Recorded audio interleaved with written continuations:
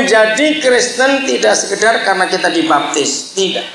Tapi kita punya tanggung jawab. Surga memberi kita tanggung jawab. Saudara, saya percaya sampai hari ini masih banyak orang-orang Kristen yang belum sadar dan belum tahu bahwa ada tugas yang hebat sekali yang Tuhan berikan kepada gerejanya. Semua kita pasti hafal doa Bapa Kami, betul? Ya. Nah, salah satu kalimat dalam doa Bapa Kami adalah datanglah kerajaan. Masih ingat? Itu pengajaran Tuhan Yesus kepada kita. Datanglah kerajaan.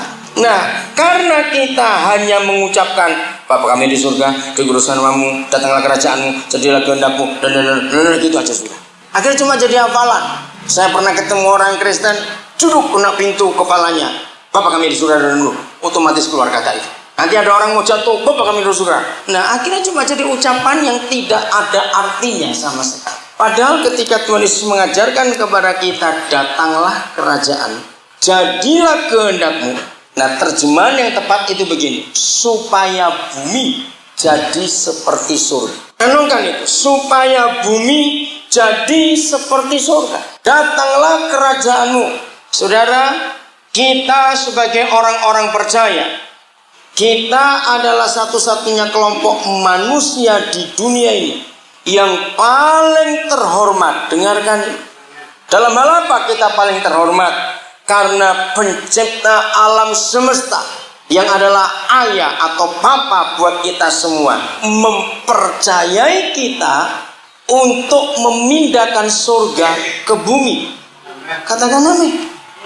Inilah kepercayaan yang gak main-main.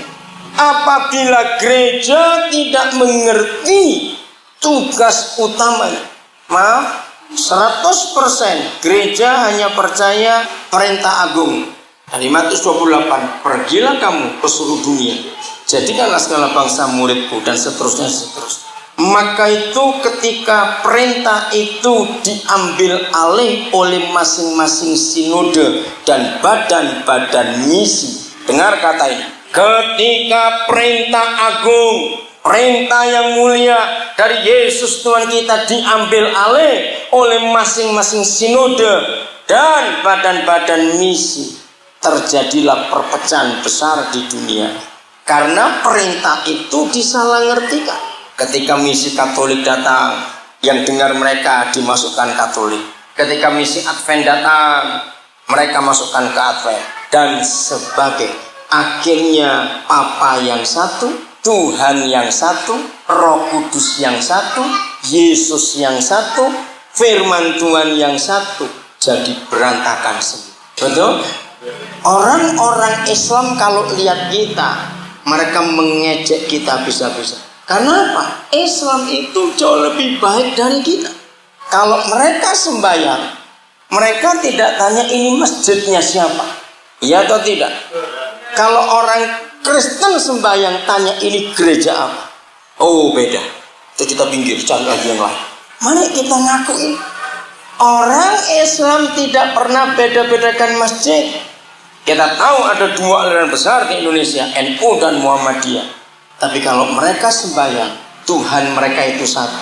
Menyedihkan ketika gereja diselewengkan oleh setan, mengkotak-kotakkan Yesus.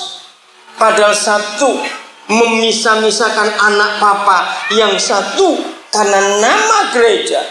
Lagi sekali, karena masing-masing sinode dan masing-masing badan misi. Lihat di Papua, mengapa ada gereja begini banyak? Karena masing-masing badan misi yang datang punya tugas. RBMU cari masa sendiri, nanti SIL cari sendiri, nanti apa cari sendiri, terpecah belah. Padahal perintah agung penginjilan itu tidak bisa lepas daripada prinsip tadi. Saudara dan saya adalah satu-satunya kelompok manusia yang dipercaya oleh pencipta alam semesta untuk memindahkan surga ke bumi. Saya ambil contoh saja.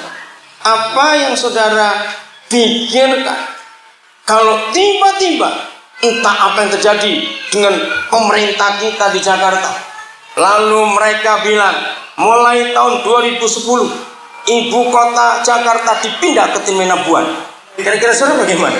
Cepat jawab. Wah, luar biasa bukan? Lo senang tidak? Oh, pasti senang. Kalau ibu kota negara pindah ke sini, wah bakal ramai luar biasa nanti. Pernah mikir hal seperti itu? Dia minta kepada kita supaya surga dipindahkan ke bumi. Bisa bayangkan kalau surga pindah ke bumi, bumi jadi siapa? Ayo jawab, bumi jadi seperti apa? Seperti surga tentunya. Betul? Tidak ada kejahatan lagi. Tidak ada. Ini kerinduan Tuhan. Apa wujudnya kalau surga itu ada di bumi? Mari kita pelajari Yesaya pasal 11. Yesaya pasal 11 mulai ayat yang pertama. Yesaya 11 mulai ayat yang pertama. Kita akan belajar. Catat ayatnya, Yesaya 11 mulai ayat yang pertama. Tapi yang kita mau baca langsung ayat ke-6 dulu. Udah? Apa judulnya? Yesaya 11 judulnya apa di Alkitab saudara? Raja Damai yang akan datang. Siapa dia? Yesus. Nah, kalau surga hadir ke bumi, siapa rajanya? Masa lupa? Siapa rajanya surga? Tuhan Yesus. Nah, kalau surga pindah ke bumi, rajanya ikut tidak? Ikut pasti. Nah, ini ayatnya. Apa yang terjadi kalau surga pindah ke bumi? Lihat ayat 6 mulai. Serigala. Di Papua tidak ada serigala. Tapi kita tahu binatang ini sejenis anjing hutan, tapi dia kejam sekali. Ya, saya membedakan. Ya, anak-anak, perhatikan kalian. Yang sekolah pasti akan tahu. Singa, harimau, buaya. Di buaya banyak bukan di daerah kita sini. Itu binatang buas, tapi mereka tidak kejam. Apa bedanya buas dengan kejam? Binatang-binatang itu singa, harimau, buaya, kalau mereka tangkap mangsa itu binatang yang lain, itu langsung mati. Siapa ingat? Buaya kalau tangkap mangsanya, mana dulu yang dia gigit? Ayo, masa nggak tahu orang sini banyak buaya? Mana dulu yang mereka gigit? Lehernya. Betul tidak? Kenapa? Supaya langsung mati. Begitu pula harimau, begitu pula singa. Kalau mereka tangkap mangsa, langsung lehernya, karena langsung mati. Tapi kalau serigala tidak. Begitu mereka tangkap mangsa untuk dimakan, mereka siksa dulu binatang itu. Disiksa, dibanting, wah makin teriak kesakitan, makin senang serigala. Jadi ini binatang kejam, buas dan jahat sekali. Tapi lihat, kalau Tuhan Yesus datang, kalau surga turun ke bumi, serigalanya bagaimana? Baca kalimat berikut. Serigala akan apa? Ayo baca cepat. Serigala akan bagaimana? Tinggal bersama siapa? Domba. Mana mungkin? Ayo, karena domba itu makanannya serigala. Berarti serigalanya bertobat. Betul tidak? Bertobat. Ini luar biasa kalau Yesus datang. Kalau surga turun ke bumi, orang-orang kejam seperti serigala akan bertobat. Artinya tinggal bersama domba, berarti serigalanya jadi domba. Dan domba itu milik Tuhan Yesus. Yang berikut, siapa lagi? Ayo kata berikut siapa? Macan tutul. Di Papua tidak ada juga macan tutul. Binatang buas atau tidak? Buas, pemakan daging. Akan apa? Ayo, akan apa? Berbaring di mana? Di samping kambing. Berarti macan tutulnya bertobat juga. Hebat bukan?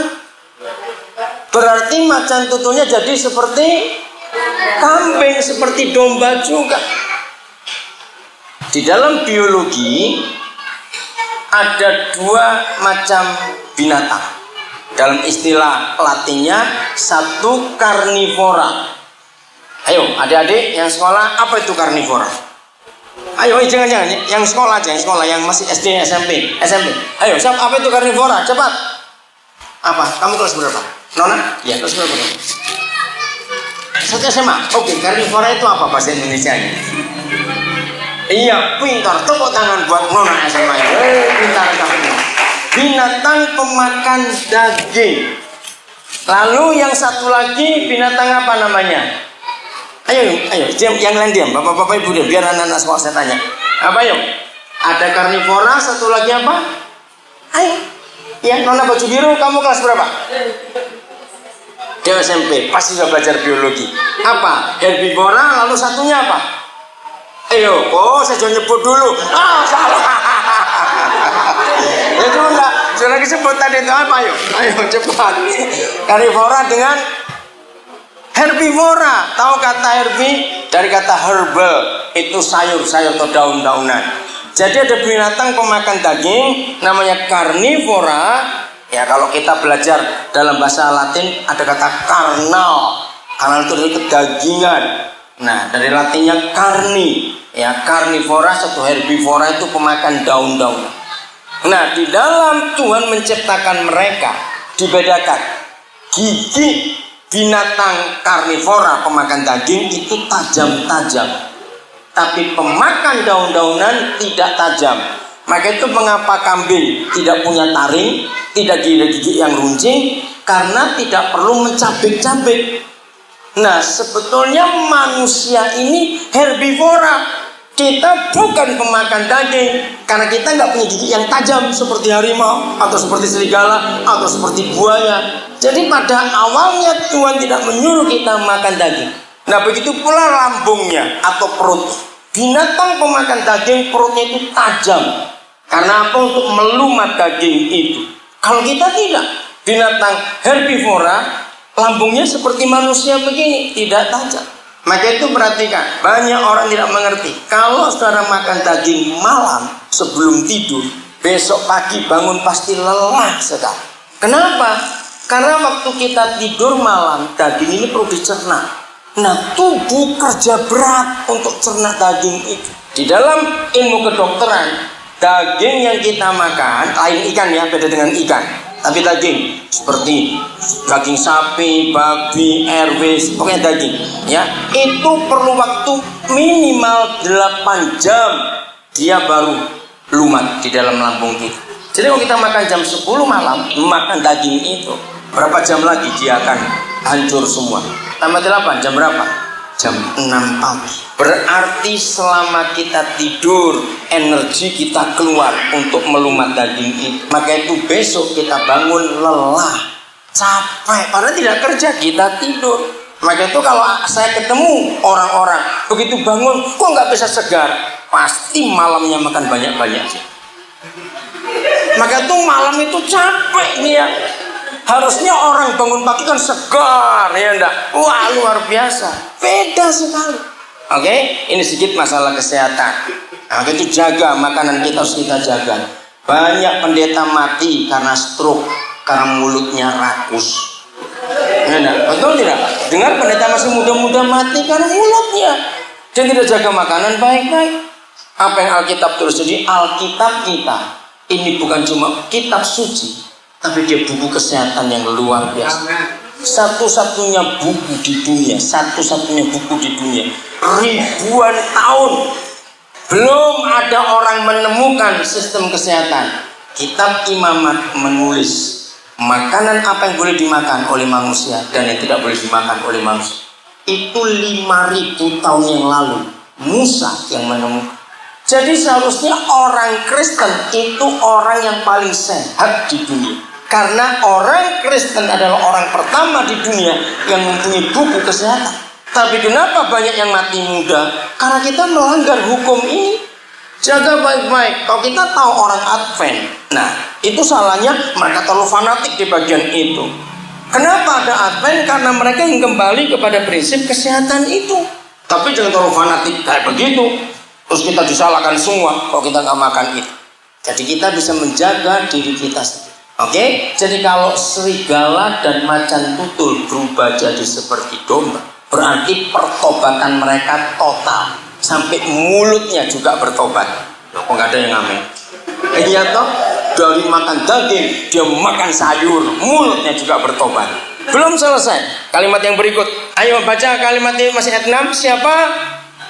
Anak lembu dan siapa? Anak singa. Makanannya apa?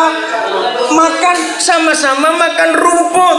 Wah, berarti singanya juga masa lupa lagi, singanya juga bertobat. Oke. Dan siapa? Seorang anak kecil akan menggiringnya. Giring siapa yo?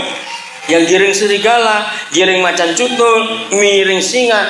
Jadi singanya jadi kucing hari ini. Oh, nggak ada yang namanya. Singanya jadi kucing, maka itu anak kecil bisa menggiring. Inilah kalau Yesus datang. Ayat 7. Lembu dan siapa?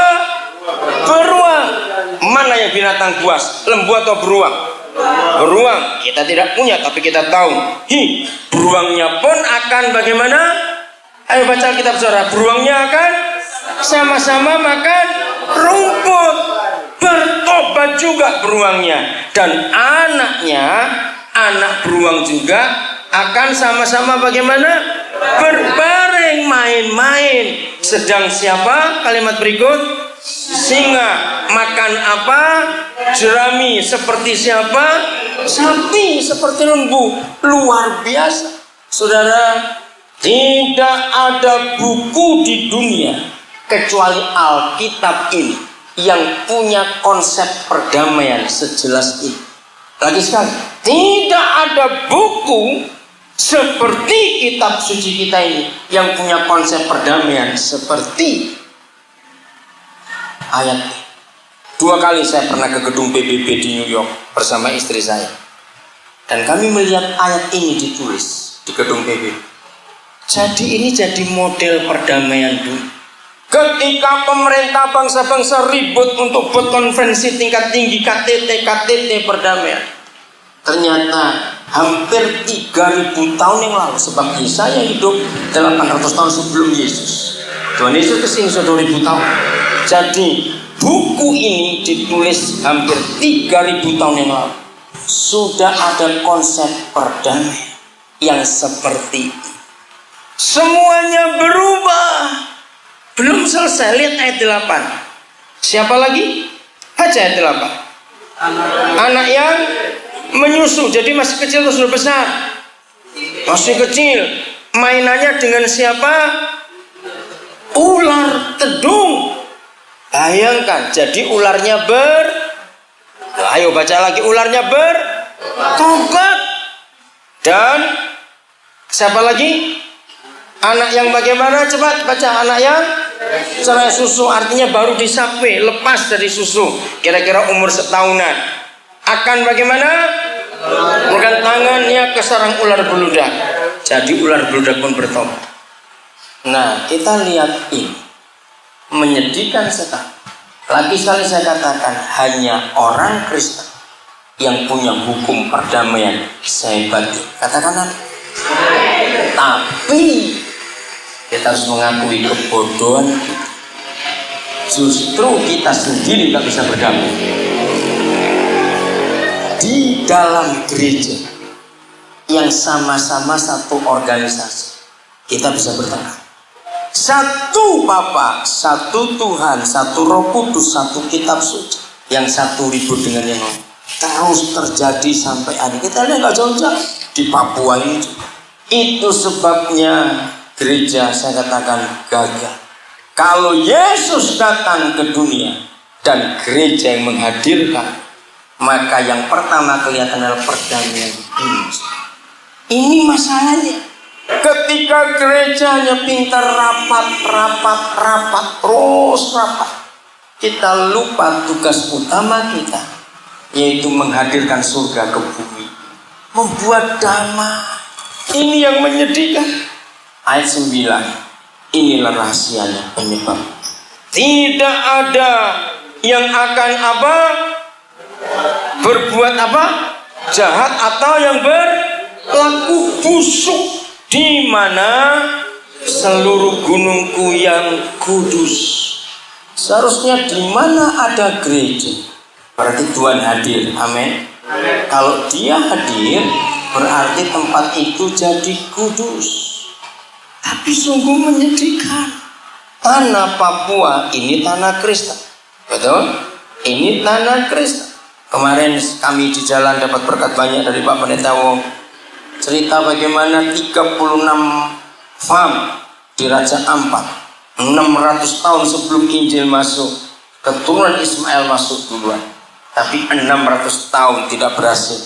Hanya berapa Pak yang 4? Hanya 4 dari 36. Kenapa?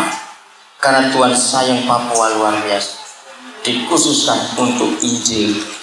Seharusnya satu-satunya tempat di Indonesia setelah Maluku yang adalah tanah Kristen juga adalah tanah Papua.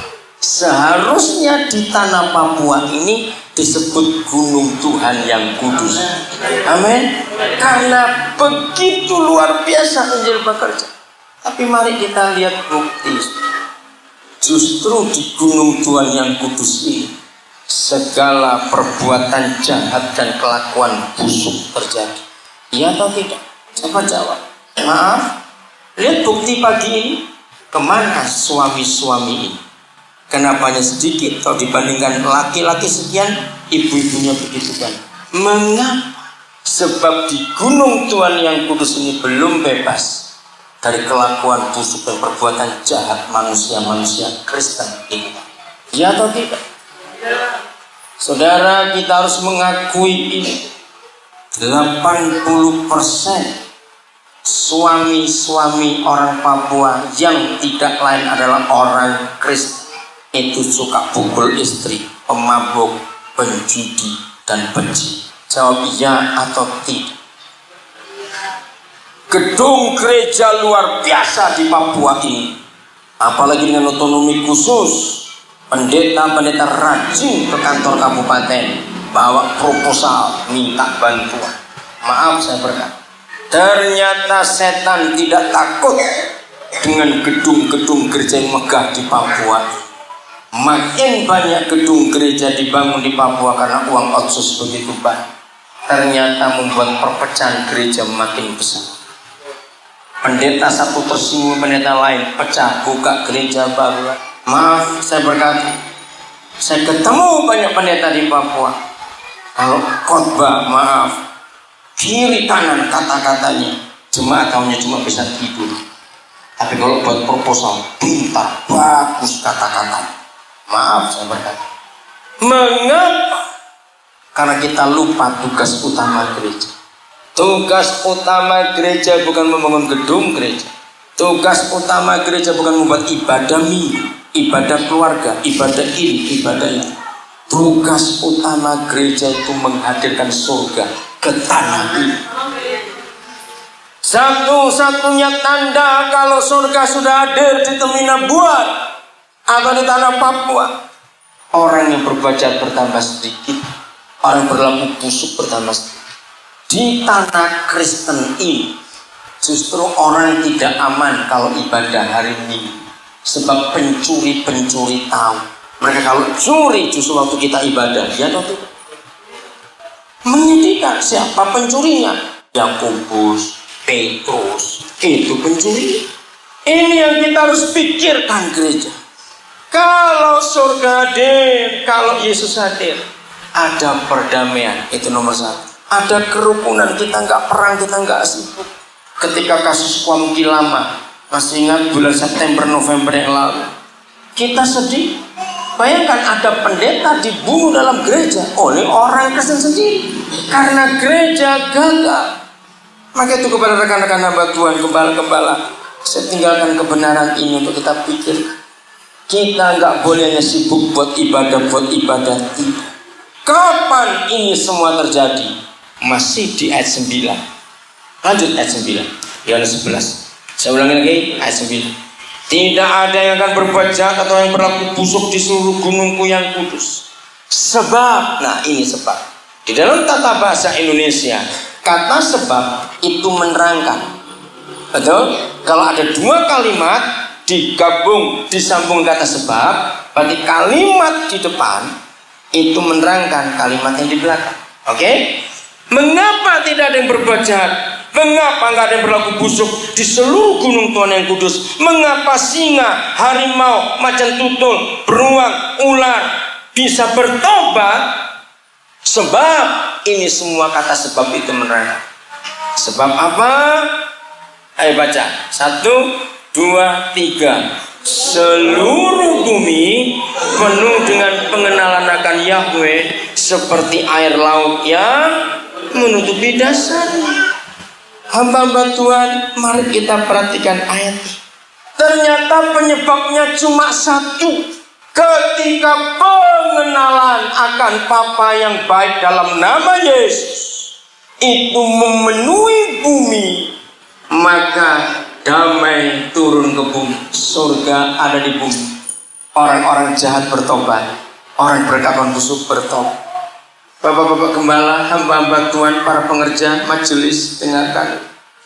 Selama anggota jemaat kita yang suami masih suka pukul istri, masih pemabuk, maka sebagai gereja kita gagal.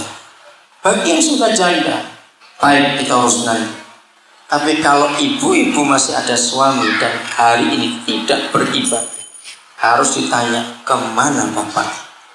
Laki-laki yang menjadi suami dan diberkati di hadapan Tuhan di gereja dalam pernikahan, langsung statusnya berubah. Dia juga adalah seorang imam, katakanlah. Nah, kalau imamnya teler, kalau imam-imamnya teler, bagaimana keluarga yang akan selamat?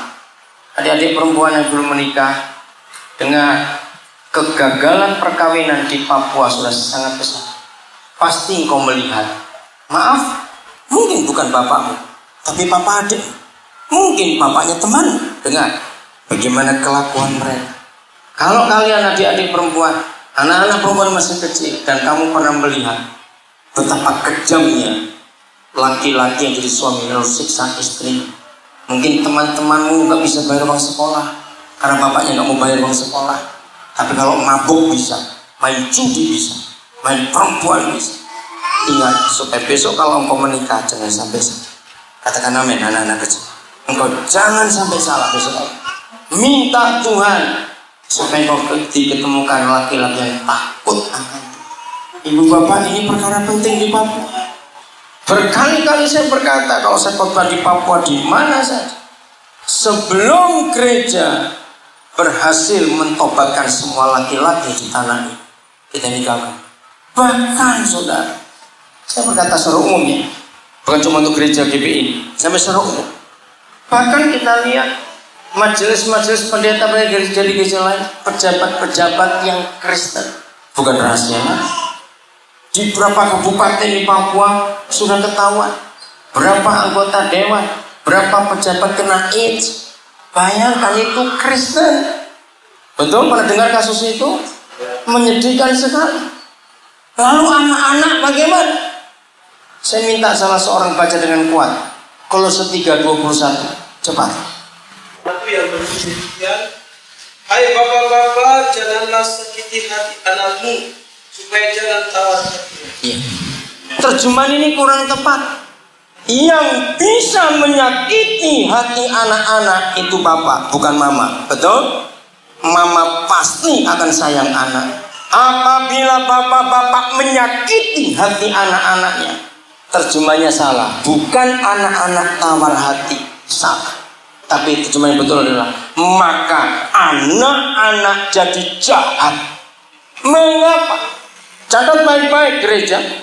Ada 3 penyebab utama anak disakiti hati bapaknya. Ada 3. Ini yang paling utama. Catat. Nomor 1. Bagi anak-anak, mama itu segala-galanya.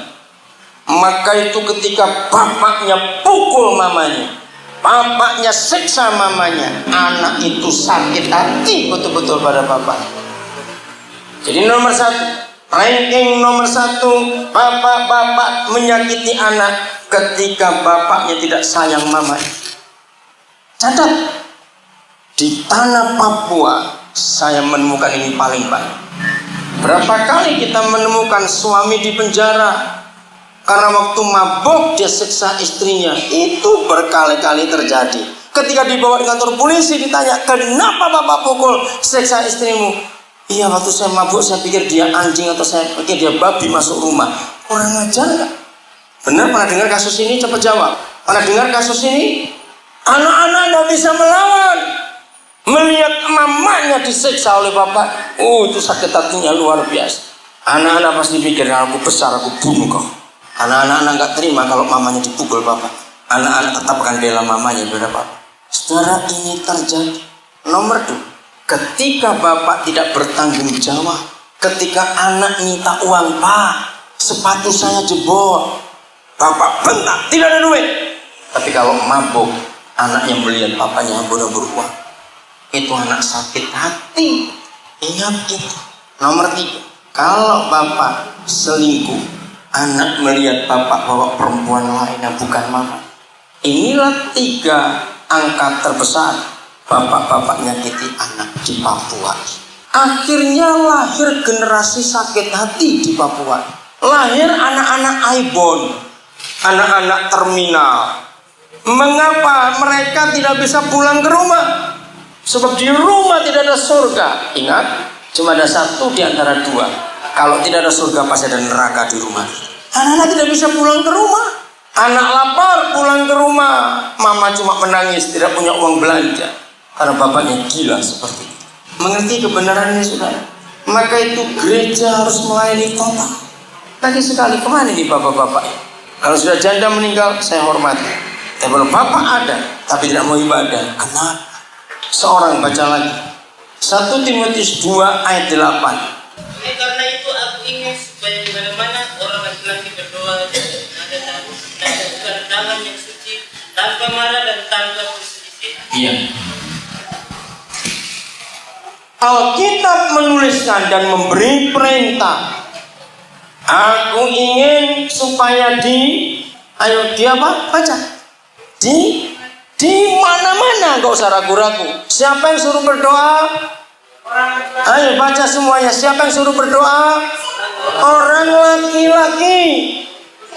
Dengar gereja, sampai hari ini di semua gereja, baik yang Protestan, baik yang pertobatan, gereja apa saja, kalau ada kata ibadah doa, ada sembahyang pagi, sembahyang malam, jawab yang rajin hadir bapak atau ibu?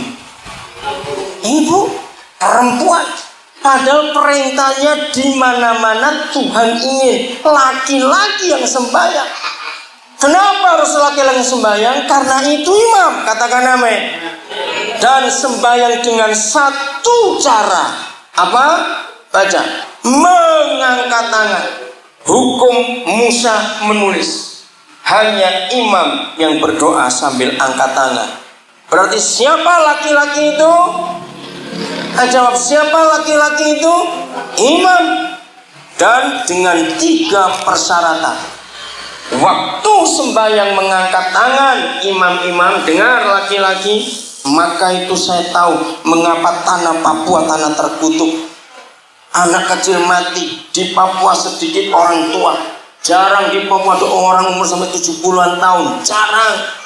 Kenapa ada kutuk di tanah ini? Hukum Musa mengatakan satu-satunya tanda tanah itu keberkatan atau terkutuk. Kitab Taurat menuliskan, kalau kamu menjumpai sebuah negeri, ditulis begitu, dan penduduknya orang yang lanjut usia, tanah itu diberkati. Tapi tanah Papua sedikit orang lanjut usia, orang mati muda banyak di tanah ini karena ada kutuk. Kenapa kutuk? Dengar ayat.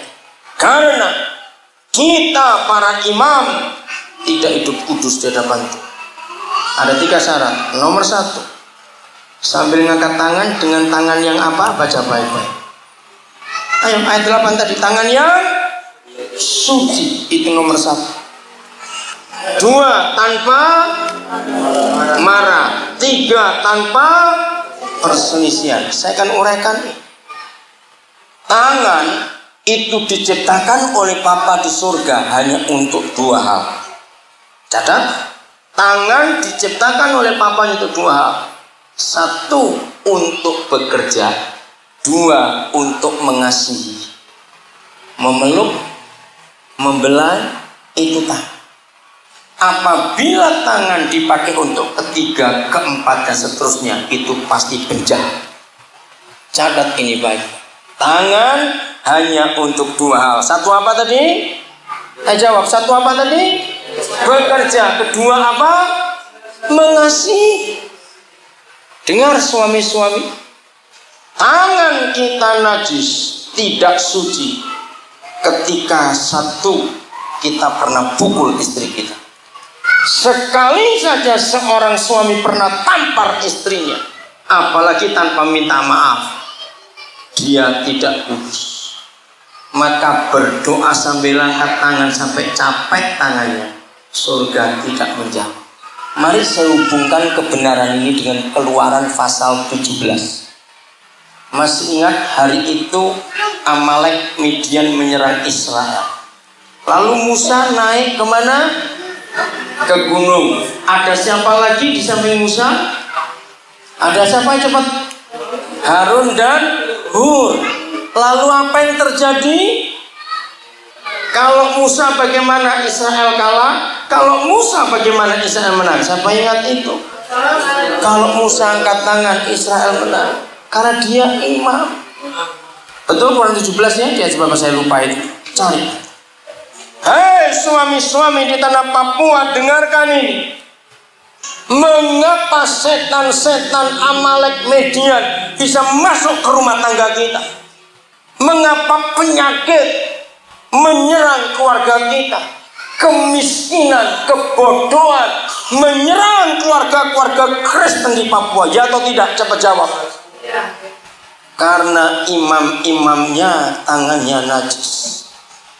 Yang seharusnya laki-laki yang sembahyang, laki-laki penjahat, suka pukul istri, laki-laki pencuri, tangannya najis, suka marah, suka berselisih. Lihat ayat itu tadi.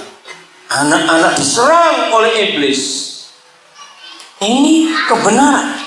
Kalau tangan-tangan kita najis, doa kita tidak didengar oleh Tuhan. Kalah Israel, musuh menyerang. Secara logika, masa orang perang hanya karena tangan diangkat lalu menang? Tapi inilah kebenaran. Amin. Betul Quran 17 tadi?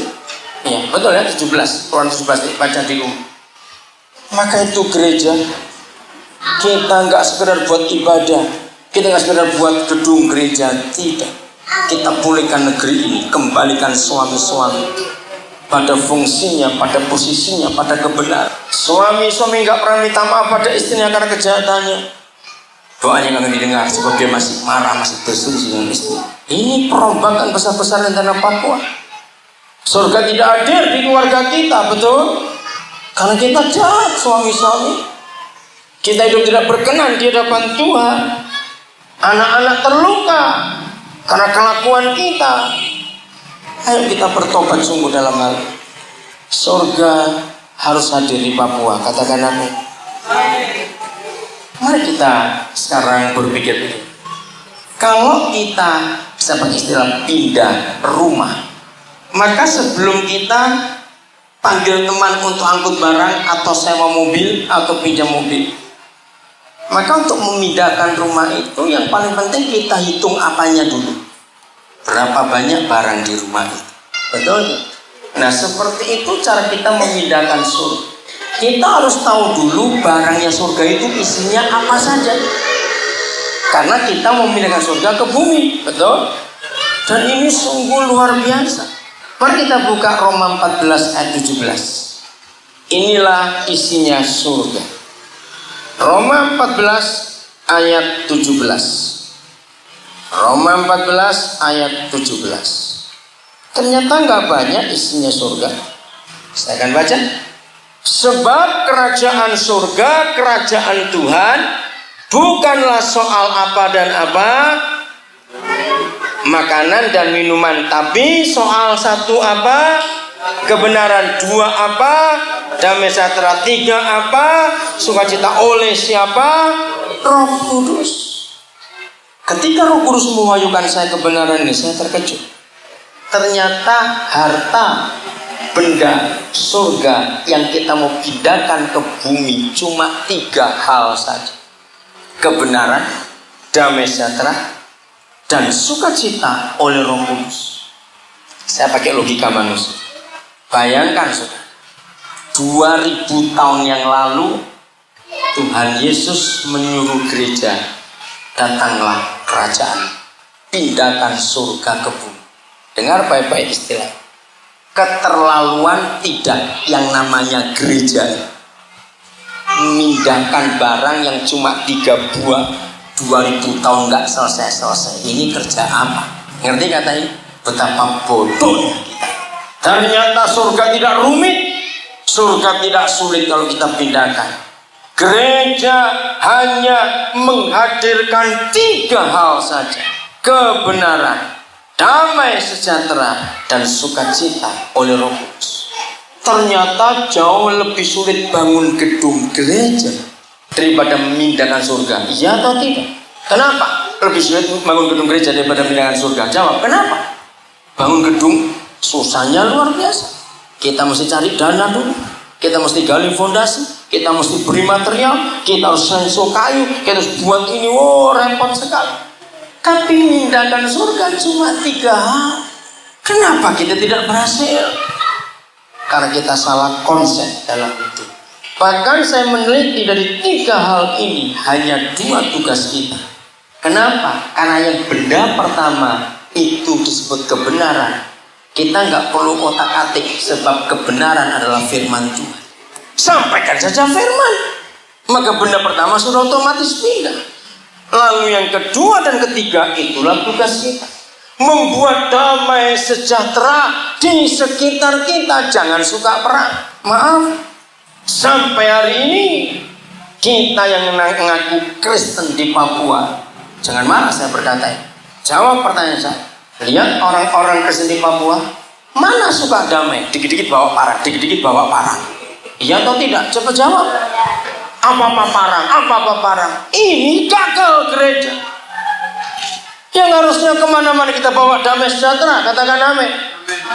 Maka itu kenapa orang Islam mengejek kita di tanah Kristen ini, karena mereka berkata kami lebih baik daripada kamu.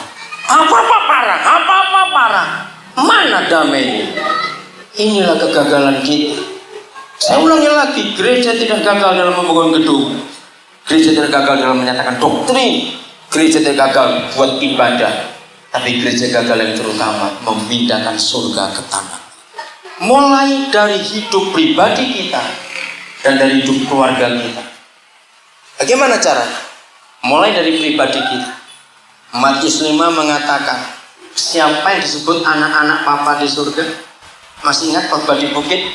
Siapa yang disebut anak-anak Papa di surga? Yaitu yang membawa damai. Jadi dari pagi-pagi kita bangun, bawalah damai itu dalam hidup kita. Jangan begitu pagi-pagi bangun, babi kamu. Belum berdoa, belum memuji Tuhan, babi marah-marah pagi-pagi. Teriak-teriak. Mana damainya? Pagi-pagi kita bangun bawa damai dalam hidup kita. Katakan amin. Ada surga. Lalu ada sukacita. Kita ke pasar, kita ke kantor, kita naik taksi, kita ke tetangga, ke kios, ada sukacita, ada damai. Lalu tetangga-tetangga lihat. Karena hanya orang Kristen yang punya kebenaran, punya damai sejahtera, punya sukacita Roh Kudus. Ya atau tidak? Orang lain tidak punya. Maka itu kalau tetangga-tetangga kita yang Islam, mereka lihat kita, akan iri hati. Di rumah sebelah itu luar biasa. Tapi kalau mereka tahu kita Kristen, pagi-pagi sudah banting piring, banting pintu, bertengkar, maki-maki. Tapi kalau minggu beribadah kayak malaikat, tetangga ngejek, apa-apaan itu? Betul? Suami istri nggak pernah damai, ribut terus. Ibu-ibu kok sejengkel dengan suaminya, anak-anak yang jadi korban. Betul nggak? Istri sakit hati, anak yang dipukul. Anak teriak-teriak kesakitan, ampun mama, ampun mama. Tetangga melihat minggu rajin ke gereja, melayani lagi. Bagaimana kita akan menjadi saksi yang benar? Maka itu kita harus mengerti kebenaran. Pindahkan surga dengan 3 benda tadi: kebenaran, damai sejahtera, sukacita. Tiap hari kita bawa itu, tiap hari. Maka nanti orang-orang akan melihat. Jadi hadirkan surga betul-betul di rumah tanggamu. Hadirkan supaya orang-orang di sekitar kita melihat Yesus dalam hidup. Kalau kita dengan surga, dunia akan memuliakan Tuhan. Bagian yang terakhir, kita harus tahu apa yang Tuhan kata. Ayat 18 Roma 14. Ini yang gereja tidak pernah mengerti. Pasal 14 kitab Roma. Karena barang siapa bagaimana? Ayo baca bagaimana? Melayani siapa? Kristus dengan cara ini. Cara apa? Cara memindahkan surga ke bumi. Barang siapa melayani Kristus dengan cara mendatangkan kebenaran, mendatangkan damai sejahtera, mendatangkan apalagi sukacita oleh siapa? Roh Kudus. Dengarkan baik-baik. Gereja sekarang banyak yang bersukacita dan punya damai bukan karena Roh Kudus, karena dapat bantuan pemerintah. Sukacita memang, siapa nggak sukacita dibantu pemerintah, dikasih mobil, dikasih uang sekian ratus juta untuk bangun gereja. Tapi bukan sukacita. Kebenaran, damai sejahtera, sukacita oleh Roh Kudus, bukan oleh karena uang Pemda, bukan karena uang ini, tidak, karena bantuan dari Jakarta, tidak, tapi Roh Kudus. Karena barang siapa melayani Kristus dengan cara ini, mendatangkan kebenaran, itulah firman, membuat damai sejahtera di tetangga dan dalam keluarga, membuat sukacita semua orang oleh Roh Kudus. Barang siapa melayani Kristus dengan cara ini, ia berkenan pada Tuhan dan dihormati oleh manusia. Saya pendeta GBI tahun 69. Saya salah satu dari seluruh warga, waktu itu cuma GBS, ada masalah besar, lalu diminta untuk buat referendum, misalnya tanda tangan, mau ikut yang mana. Saya tahun 69 salah satu yang menandatangani. Saya mau ikut Gereja Betel Indonesia. Saya pendeta GBI, saya dilantik jadi pendeta pembantu tanggal 18 Agustus tahun 73. Saya sudah pendeta pembantu. Saya dilantik jadi pendeta muda tanggal 25 Oktober tahun 88. Saya dilantik jadi pendeta penuh pada bulan Juli, saya lupa tanggalnya, tahun 89. Dan sampai hari ini saya tetap pendeta di Gereja Betel Indonesia. Saya datang ke Papua tidak dirikan gereja. Di Wamena ada GBI. Saya gabung dengan Pak Beri Lombok. Saya pindah ke Nabire. Ada Bapak Pendeta Eli Gunto Asa. Saya gabung dengan dia sampai hari ini. Saya dibawa ke pemimpinan Bapak Pendeta Eli Gunto, orang dalam. Lalu apa yang saya buat sampai ke Papua? Saya ingin mendatangkan surga di Papua. Apa yang kurang untuk Papua? Maka kami dirikan pendidikan sampai hari. Kemarin siang dari jam 10 sampai jam 3. Salah seorang pengurus pusat ada di gedung negara di Jayapura. Bertemu dengan 5 pejabat, Pak Gubernur, Pak Paswebu, lalu penasihat, Bapak Dr. Agus Sumule, dan 2 orang saya tidak kenal. Ada pembicaraan selama 5 jam sambil makan siang. Tadi malam begitu tiba di rumah Pak Eko, SMS masuk, lalu saya telepon. Begitu waktu Pak Pendeta Wom dan Bapak yang tunggu saya telepon lama itu, telepon dari Jayapura membicarakan bahwa apa yang dikerjakan oleh pelayanan kami pendidikan ini akan jadi pembicaraan utama nanti bagi pemerintahan provinsi. Betul ayat ini digenapi. Kalau saudara dan saya melayani Kristus dengan cara Tuhan akan berkenan kepada kita dan manusia akan menghormati kita. Kita nggak jadi hormat manusia. Selama kita orang Kristen masih diejek karena kita penjudi, kita pemabuk, kita pencuri, Yesus belum dimuliakan dalam hidup. Betul? Karena kejahatan-kejahatan yang kita lakukan. Ayat terakhir, Ulangan pasal 26. Ulangan pasal 26. Ulangan 26 ayat 18-19, khususnya 19-nya. Dan Yahweh telah menerima janji daripadamu pada kapan? Hari ini, bahwa engkau akan jadi umat kesayangannya seperti yang dijanjikannya kepadamu, dan bahwa engkau akan berpegang pada segala perintahnya.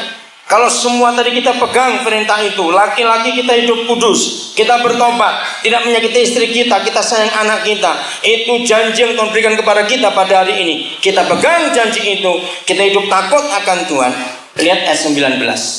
Dan ia pun akan bagaimana? Baca akan bagaimana? Mengangkat engkau di atas segala bangsa yang telah dijadikannya, untuk satu menjadi apa? Terpuji. Dua menjadi apa? Ternama. Tiga menjadi apa? Terhormat. Maka engkau akan jadi umat yang kudus bagi Yahweh Tuhanmu, seperti yang dijanjikan. Dalam perjalanan kemarin Pak Pendeta umum kita, hanya berapa orang dari sukunya yang sarjana. Ketika lihat hutan dibabat, kita cuma nonton. Kenapa? Sekolah kami buka di Momiwaren itu untuk suku So. Tahun 98 kami buka di sana. Ketika kepala suku, kepala desa datang kepada kami, alasannya, Pak, selama ada manusia di bumi yang namanya suku So, belum ada satu pun jadi sarjana. Itu salah satu suku dari suku besar Arfak. Saudara lihat betapa banyak anak-anak kita terlantar di tanah yang kaya seperti ini. Kenapa kita nggak terpuji? Kenapa kita nggak ternama? Kenapa kita tidak terhormat? Malah kita sebaliknya direndahkan orang, kita diejek orang, kita dihina orang. Betul atau tidak? Jawab ini. Karena kita salah, tidak mentaati firman Tuhan.